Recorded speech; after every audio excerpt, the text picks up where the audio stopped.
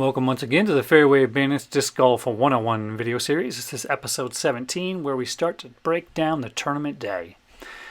And this typically is the step into disc golf that causes the most anxiety. I know it did for me. And I had so many questions about tournaments and I was so nervous going into my first one because honestly that fear of the unknown gets you no matter what it is that you're doing, whether it's disc golf or something else. And unfortunately a lot of people that have been in the sport a while kind of take some of those things for granted.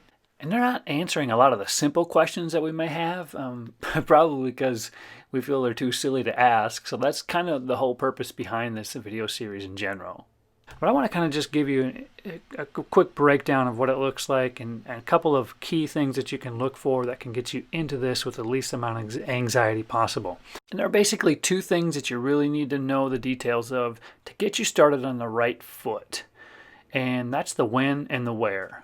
This might seem a little bit simplistic, if you will, or common sense, but there is a little bit more to both of these than you might know. So let's go ahead and break them down.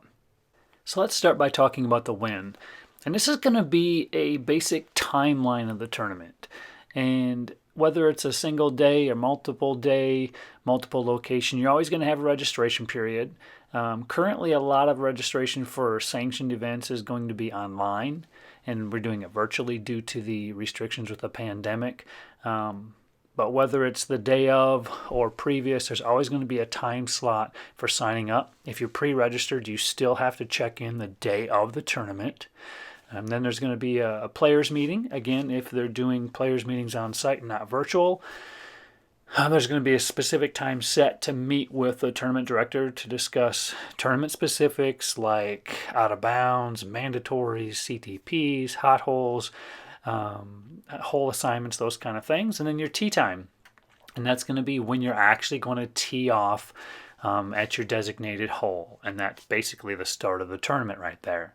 And there are three different types of tournament starts. You've got your shotgun start, your tee time start, as well as a flex start. We'll talk about those in just a minute. Let's circle back around to the where. Now, like the when, the where might seem a little bit simplistic or common sense as well, but in some cases, if you're playing a multiple day tournament that's in multiple locations, you're going to want to know which course you're starting at. And not just the course that you're starting at, but where the check-in is, because it's not actually always on site. Sometimes it's in a remote location. And I personally learned this one the hard way. We've got a flex start that happens every Friday, and it's an all-day flex. And then the first time I went, I showed up, and I was looking for the TD, couldn't find him, checked the course and the time again, ended up just playing around and then hanging around longer until I found out from somebody else that the sign-up was actually at the local disc golf store. Now, there can be a couple of other things that come into play as far as the timeline is concerned, especially if you're playing multiple rounds and multiple courses, multiple days, that kind of thing. I really doubt you'll be playing multiple continents, but I was just using this map for visual stimulation. So let's talk about multiple rounds in one day. You're going to have an intermission, and that intermission will last normally at least an hour. I say at least because the time slot begins when the final card is turned in from the first round. So if you happen to finish quite a bit earlier than that, you'll have more than an hour for that intermission. At the completion of the intermission, we'll begin round 2. And then when the final card is turned in from round 2, then they will schedule the award ceremony. And that's when they're going to hand out prizes, maybe do raffles, throw-offs if there was a tie.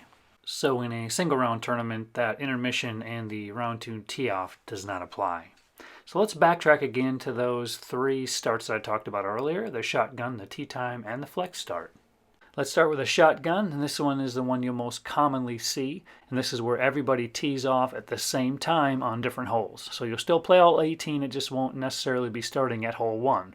So everyone gets assigned to a card based on their division, and that card gets assigned to a hole. Next up would be your tee times.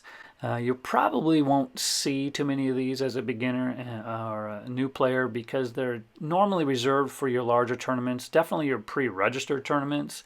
And this is just going to be pre-scheduled time for you to actually tee off on hole 1. So everybody's teeing off at a different time and it's kind of separating the cards. Last but not least is the flex start. We are seeing a lot more of these nowadays because of the pandemic and trying to spread out our crowds a little bit. And this is just a time period where you can tee off at different times of your choosing.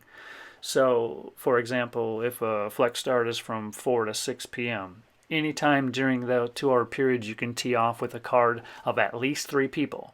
And that's what can make the flex start a bit more difficult for newer players that don't have a network of disc golfers around them that they can collaborate and put together a card on their own. Now you can just show up to the tournament and hang around and wait for a card to jump on, or other people may come that don't have a card as well. And in that case, I know I've done it plenty of times myself, and it does bring its own level of anxiety with it for sure, especially if you're not a social butterfly like me. But like with everything, the flex start has its pros and cons.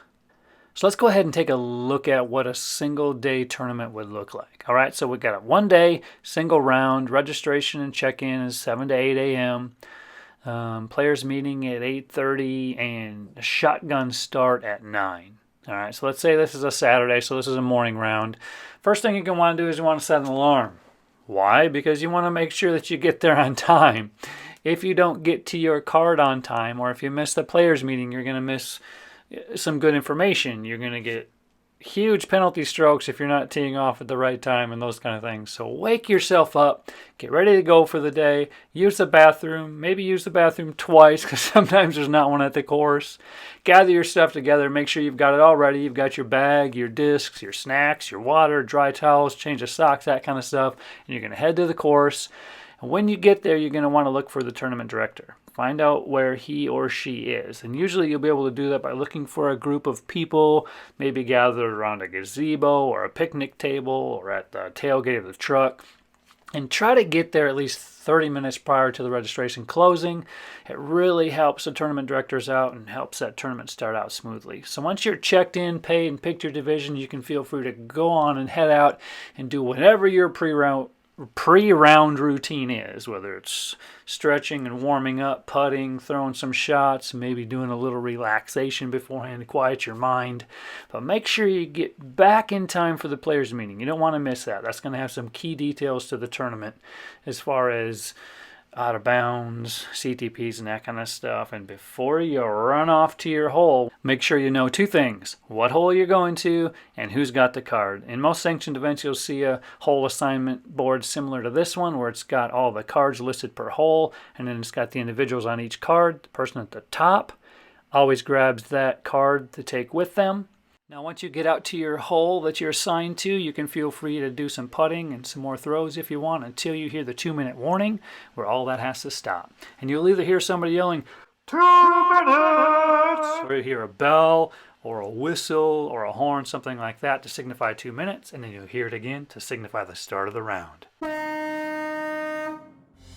Just remember, guys, try to relax, have some fun, ask questions when you have them, and just enjoy your experience on the course as you network with other disc golfers and improve your game. All right, I'll see you next time in episode 18 when we start to talk a little bit about tournament divisions and how to choose yours.